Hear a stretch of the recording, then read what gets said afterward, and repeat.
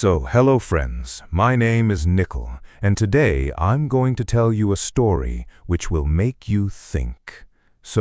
Let's start. Born on April 9th, 1974 in Moscow, Alexander Pichushkin appeared, at first glance, to be an ordinary child. However, the events of his early life would later become the foundation of one of the most terrifying serial murder cases in Russian history.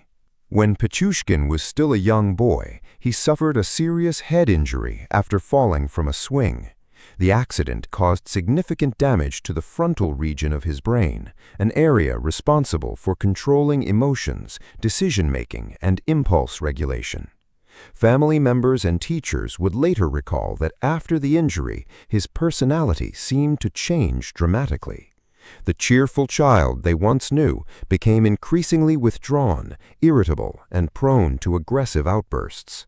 As he grew older, Pichushkin struggled socially. He found it difficult to form meaningful relationships and often felt isolated from those around him. Rather than connecting with friends, he spent long periods alone, developing dark fantasies that would intensify over the years.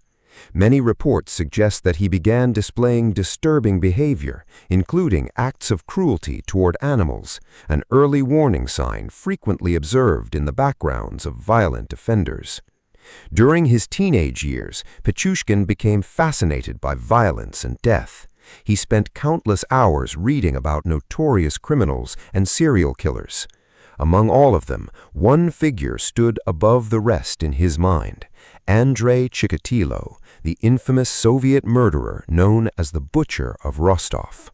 Chikatilo had terrorized the Soviet Union for years, eventually confessing to dozens of murders. While most people viewed him with horror and disgust, Pichushkin saw something entirely different. He became obsessed with Chikatilo's notoriety and the fear he had inspired. Instead of condemning the killer, Pichushkin admired the attention and infamy surrounding him. Over time, this obsession evolved into a dangerous ambition. Pichushkin convinced himself that he would surpass Chikatilo's murder count and become Russia's most notorious serial killer. In his twisted mind, murder was not merely an act of violence, it was a way to achieve immortality. He wanted his name remembered long after his death. To track his progress, Pichushkin created a chilling personal goal. Inspired by the 64 squares on a chessboard, he decided that he would kill 64 people. Each murder would represent one square. Whenever he claimed a victim, he would place a coin on a corresponding square of a chessboard he kept as a grim trophy. The board became a visual record of his deadly mission, a symbol of the game he believed he was playing against society. As the years passed, Alexander Pichushkin searched for the perfect hunting ground. Eventually, he found it in Bitsa Park, one of the largest wooded parks in Moscow. Stretching across vast acres of forest, trails, and secluded areas, the park offered countless places where a predator could operate unnoticed. To most visitors, Bitsa Park was a peaceful escape from city life. Families came to walk among the trees, elderly residents gathered to socialize, and people sought quiet moments away from the noise of Moscow. But to Pichushkin, the park represented something entirely different. He saw it as the ideal location to carry out his murderous ambitions. The dense woodland provided privacy, while the steady flow of visitors ensured a constant supply of potential victims. Many of those he targeted were vulnerable individuals, people who could be easily approached, manipulated, and led deeper into the forest without attracting attention. By the late 1990s, Alexander Pichushkin's fantasies had transformed into a carefully planned mission.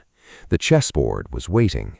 The hunting ground had been chosen, and soon he would begin the deadly campaign that would earn him the nickname that horrified all Russia: the Chessboard Killer. As Alexander Pichushkin's dark fantasies grew stronger, he began turning his obsession with murder into reality. Unlike impulsive killers who acted out of sudden rage, Pichushkin was patient. He carefully studied his surroundings and searched for victims who would be unlikely to attract immediate attention. His goal was simple: kill, avoid suspicion, and continue killing for as long as possible. The vast forests of Bitsa Park became the center of his deadly activities. The park was enormous, filled with winding trails, isolated paths, and secluded wooded areas. Thousands of people visited it each year, making it easy for someone to disappear without raising immediate alarm. Pichushkin quickly realized that certain individuals were especially vulnerable. Many of his targets were elderly men, homeless individuals, or people struggling with alcoholism.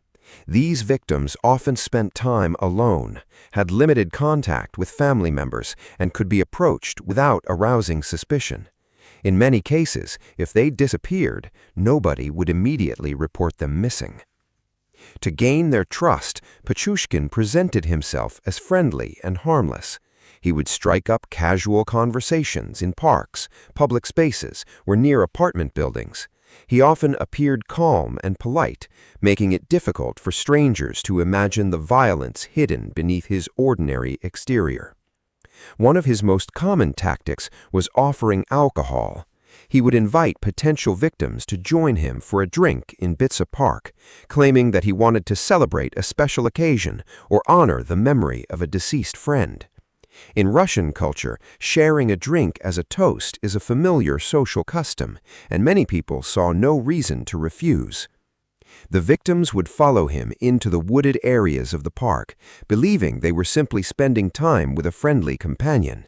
They had no idea they were walking into a carefully planned trap. As the alcohol took effect, the victims became increasingly vulnerable. Their reactions slowed, their judgment weakened, and their ability to defend themselves diminished. Pichushkin often waited for the perfect moment, watching carefully until he was certain his target could not escape. Then the attack would come without warning. Using a hammer as his preferred weapon, Pichushkin would strike the victim from behind. The blow was usually aimed at the back of the head, designed to incapacitate instantly. The attacks were sudden and brutal, leaving little opportunity for resistance. Many victims never even saw their killer's face in the final moments of their lives. The violence was not simply a means to an end. Investigators later concluded that Pichushkin appeared to take satisfaction from the act itself. He viewed his victims as pieces on a chessboard, rather than human beings with families, dreams, and lives of their own. After the murders, he often took steps to conceal the bodies. The remote sections of Bitsa Park provided numerous locations where remains could remain undiscovered for long periods. Some victims were left in wooded areas, while others were hidden in places where they might not be found for months or even years. What made the case particularly difficult for law enforcement was the irregular nature of the killings. Although Pichushkin's murders began during the early 1990s, he did not kill continuously. There were extended periods when no known murders occurred, sometimes lasting months or even years. These gaps created a false sense of security. Detectives struggled to connect disappearances that occurred so far apart in time. Without a clear pattern, many cases remained unsolved, and authorities failed to realize that a serial killer was operating in Moscow. Meanwhile, Pichushkin remained free. With each successful murder, his confidence grew. He believed he was smarter than the police and untouchable by the law. Every victim brought him one step closer to completing the twisted goal represented by his chessboard. What began as a fantasy was evolving into a horrifying reality. And as the body count increased, Alexander Pichushkin became increasingly convinced that no one could stop him. For years, Alexander Pichushkin managed to evade capture despite leaving a trail of death across Moscow. One of the main reasons he remained free for so long was the nature of his victims. Many of the people who disappeared after encountering Pichushkin were homeless individuals, elderly alcoholics or people living on the fringes of society.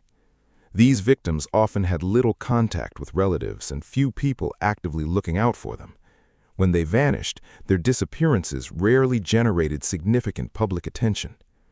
As a result, police initially viewed many cases as unrelated incidents.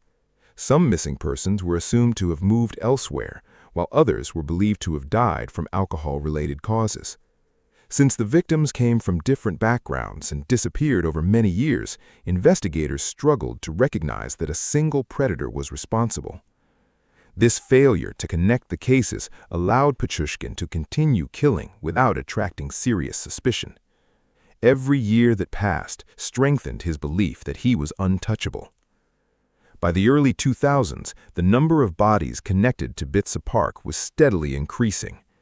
Detectives began noticing disturbing similarities between several deaths, but they still lacked the evidence needed to identify a suspect. Meanwhile, Pichushkin continued his murderous campaign, convinced that he was winning a game against law enforcement. As he moved closer to his goal of filling all 64 squares on his chessboard, his confidence grew into arrogance. The careful predator who had once taken great precautions started becoming reckless. He no longer feared being caught. Instead, he became obsessed with increasing his victim count as quickly as possible. Investigators would later determine that the frequency of his murders accelerated dramatically during the mid-2000s. The more he killed, the more powerful he felt. Pichushkin often described murder as an addiction. According to later statements, the urge to kill became stronger after every victim. He compared it to a craving that could never truly be satisfied. Rather than reducing his desire, each murder only intensified it. But, as happens with many serial killers, overconfidence eventually became his greatest weakness. In June of 2006, Pichushkin selected what would become his final victim, a woman named Marina Moskaleva, a co-worker who knew him personally. Unlike many of his previous targets, Marina was not an isolated stranger whose disappearance might go unnoticed. She had family members who cared about her and would immediately begin searching if something happened to her. Before meeting Pichushkin that day, Marina left a note for her son. In the note, she explained that she was planning to meet Alexander Pichushkin and included his telephone number. It was a simple act, likely done as a precaution, but it would prove devastating for the killer. Later, Pichushkin lured Marina to Bitsa Park and murdered her, believing he had committed yet another perfect crime. He had no idea that the evidence leading directly to him was already waiting to be discovered. When Marina failed to return home, her family immediately became concerned. Her son found the note she had left behind and provided it to investigators. For the first time, police had something they had rarely possessed in the case: the name of a potential suspect connected to a victim shortly before her disappearance. Detectives quickly began examining Pichushkin's movements. They reviewed surveillance footage from the Moscow metro system and made a crucial discovery. The cameras showed Marina walking alongside Alexander Pichushkin on the day she vanished. It was the breakthrough investigators had been searching for years. What had once been a mystery involving dozens of unexplained deaths suddenly pointed toward one single individual.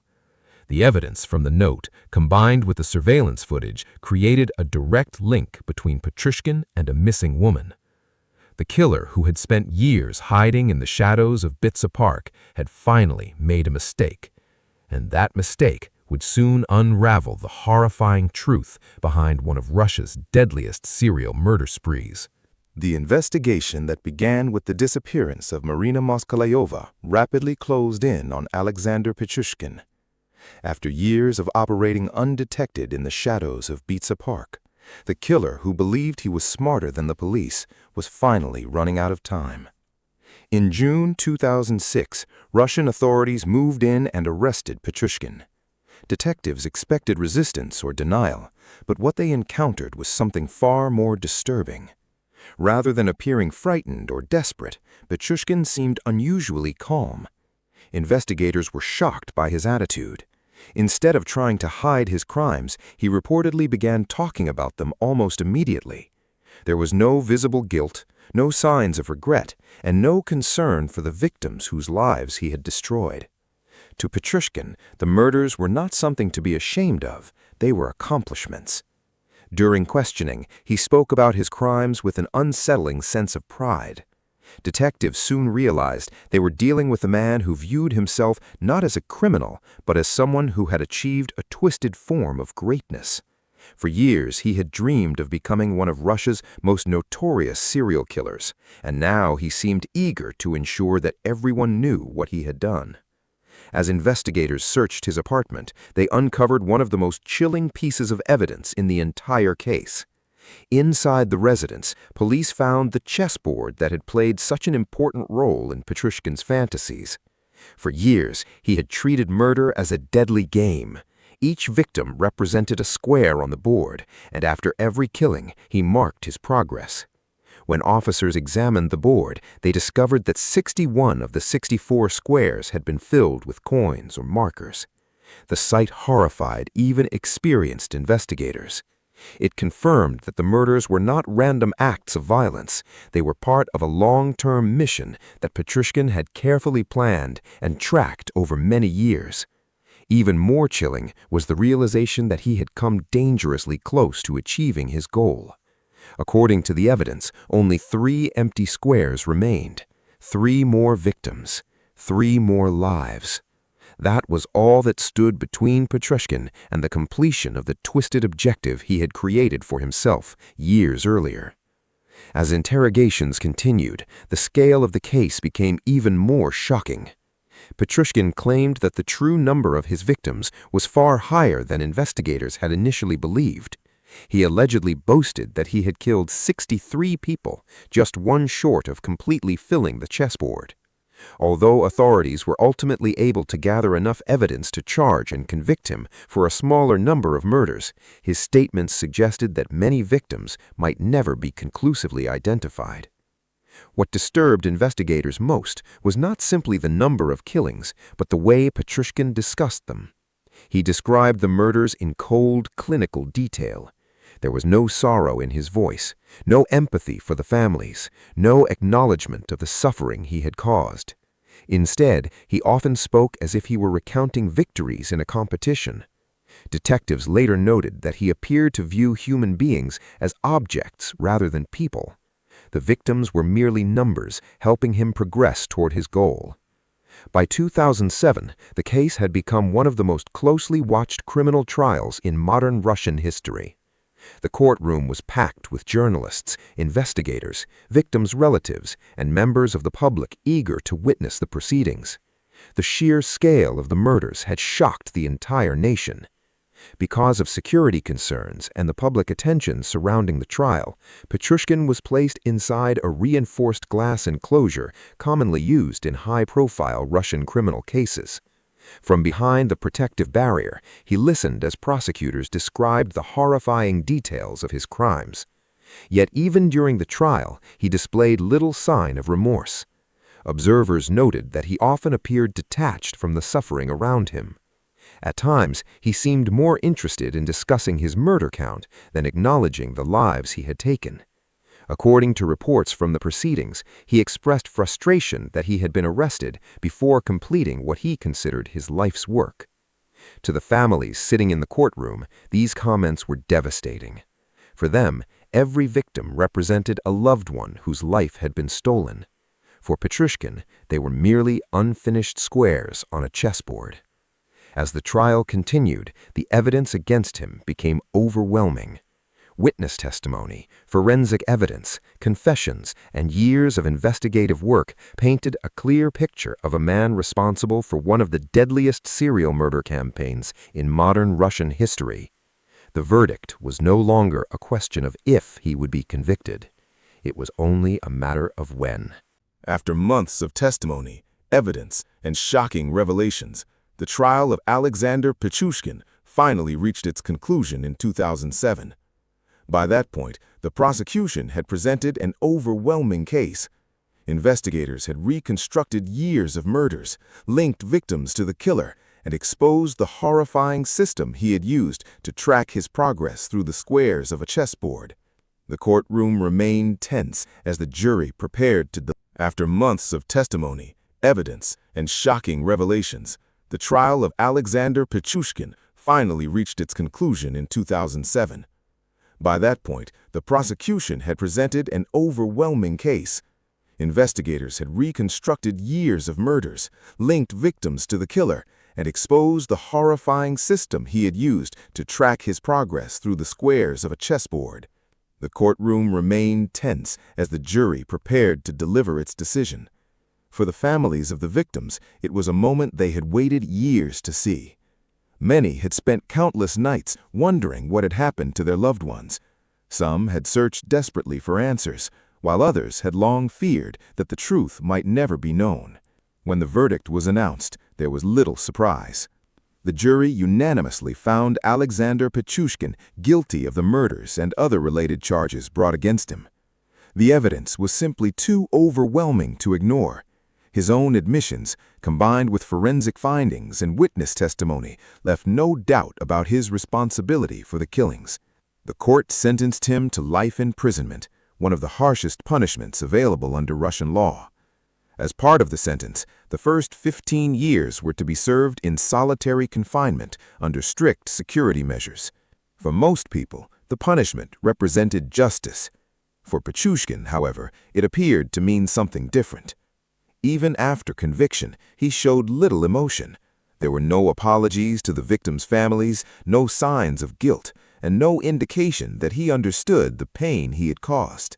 Instead, he continued to speak about his crimes with the same disturbing detachment that had shocked investigators during his interrogations. Outside the courtroom, the impact of the case spread across all of Russia.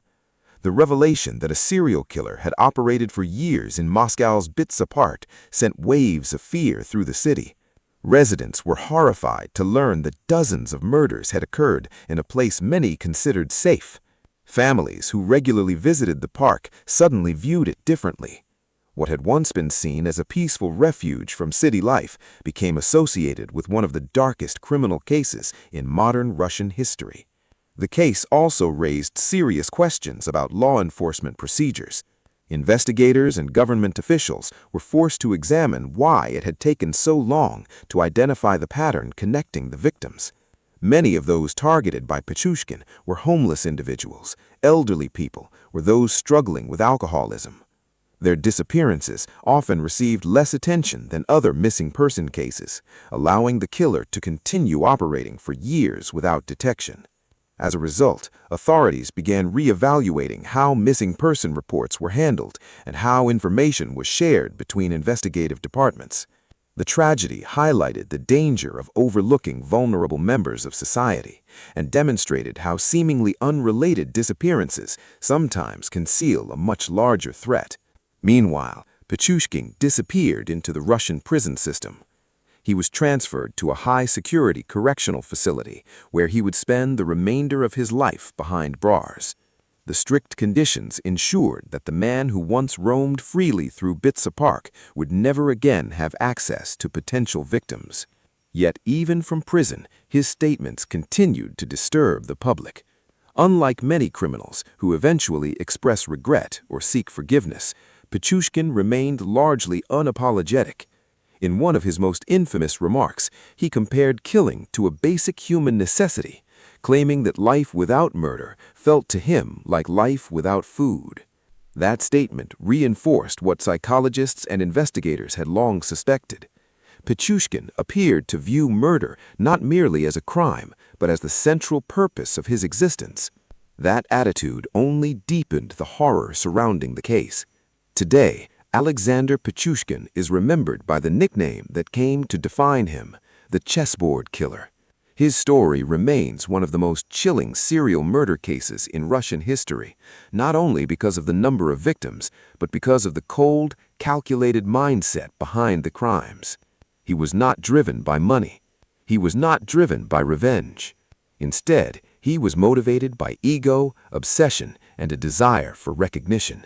Each victim became a marker in a twisted personal challenge, reducing human lives to pieces in a game that existed only in his imagination.